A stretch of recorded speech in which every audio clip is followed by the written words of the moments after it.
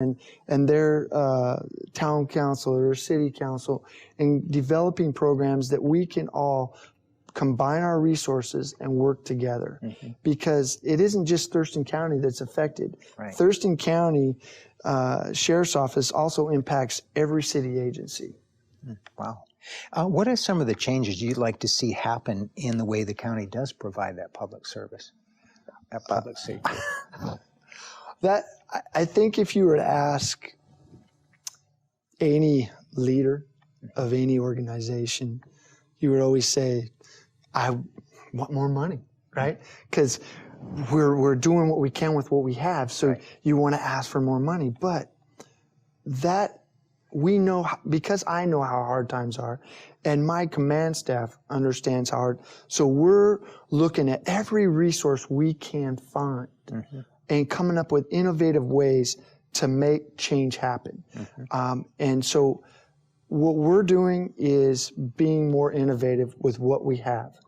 Because things are easier if you have money. Because you can just go out and do what you want and have what you want, hire more deputies, get more corrections deputies.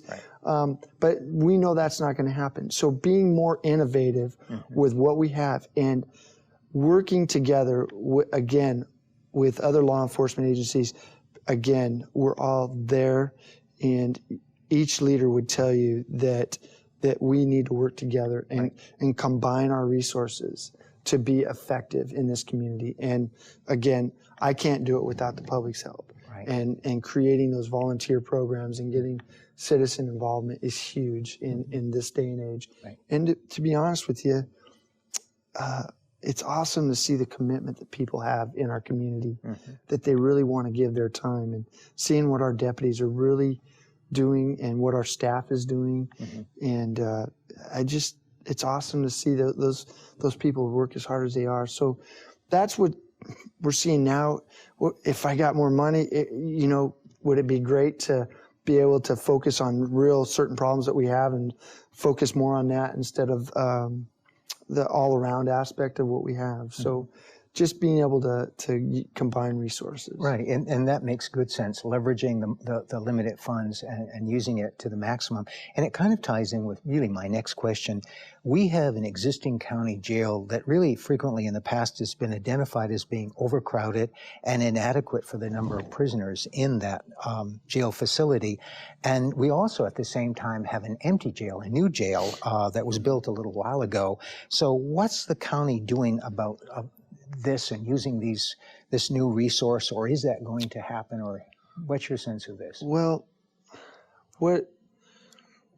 what's happened is that we built this beautiful facility, or I didn't build it, but it was built. And it was intended to be a regional jail. But we had money then when we built it.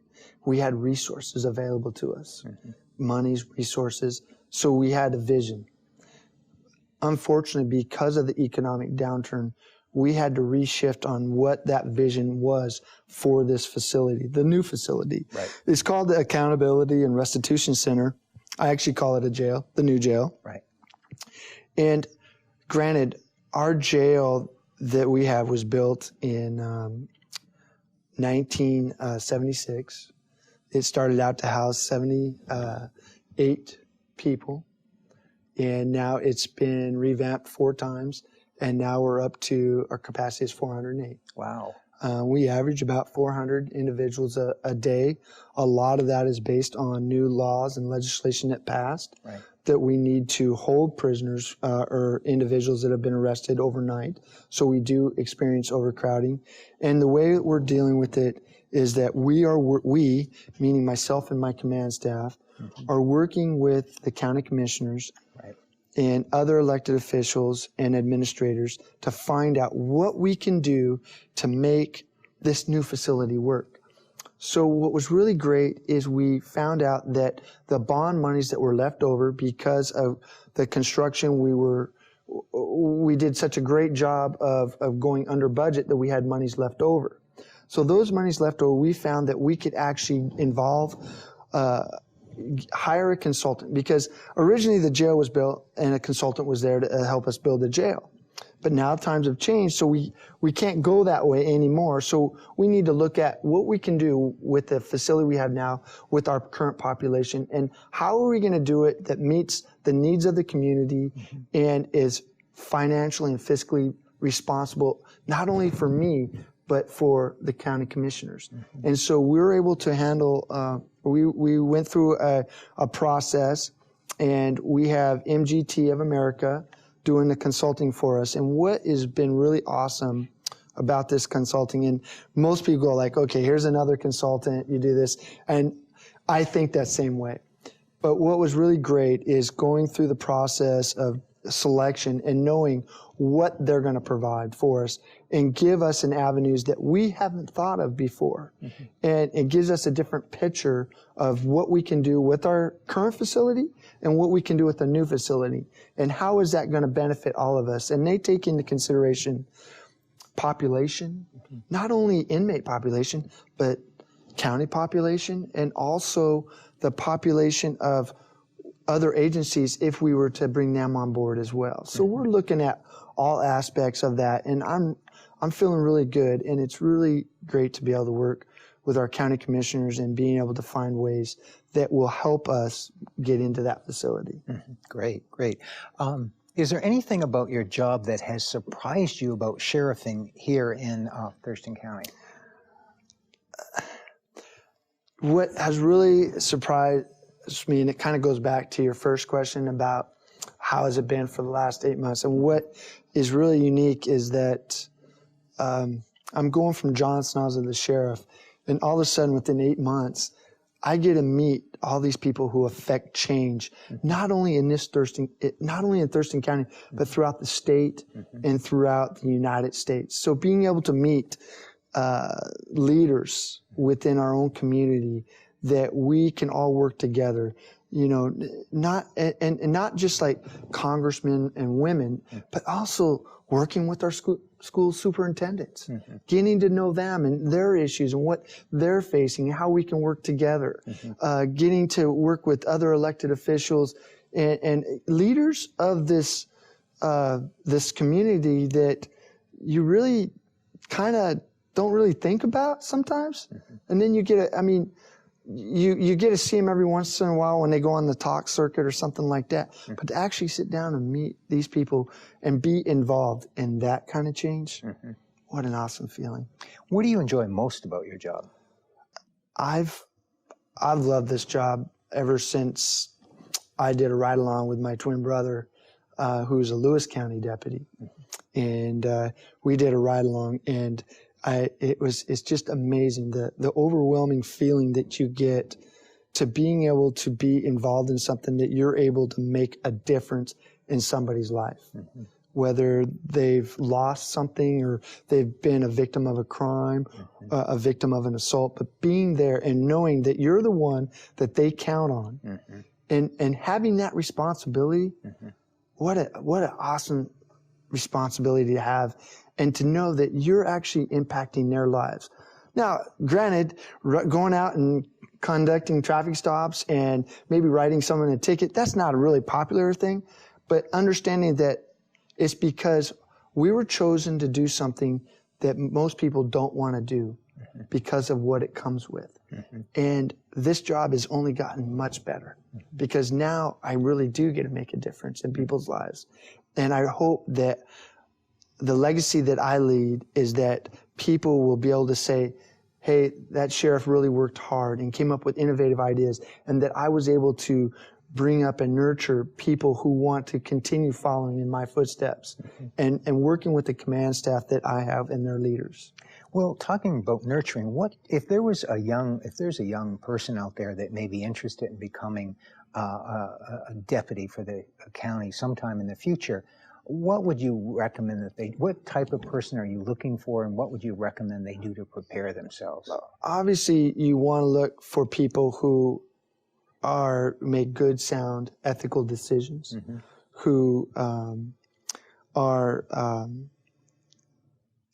care about the community, who are innovative, who want to help. People who they're the people who really care about what happens to others. And even though sometimes they all might be all those things, sometimes until you see how that job is done, you don't really know. So I encourage anybody who wants to be in law enforcement, who even wants to know what we do, I encourage ride-alongs. Because I really believe that citizens should see what we do on a day-to-day basis. What exactly is a ride-along? A ride-along is an opportunity for a citizen to be able to ride with a deputy and for a day and to see what they do for that day and to see, what we do for the community and kind of see if that might be something they want to do. We also have a reserve program. We have an explorer program for even younger people. But you're looking for people with moral, ethical values. And those are the people that we're looking for. And I encourage anybody who wants to be involved in law enforcement, not only with Thurston County Sheriff's Office, but maybe with some other law enforcement agency, to do a ride-along, to be involved in your community and see what we do. Even if you're not even interested, but you want to know what we do a ride-along.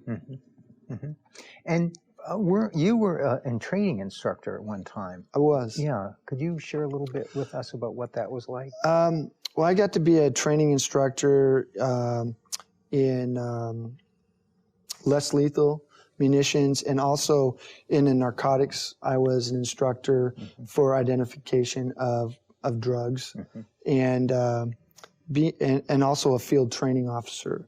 So being able to train people and be involved in their growth and to see how they start out from really not knowing a lot or having a clue about law enforcement to maybe learning just enough to get in trouble is an awesome feeling. And to see them grow from that and to be leaders in the community, what a great feeling to be involved in that aspect. We always ask our guests this question: what are one or two of the things you like most about living here in Thurston County?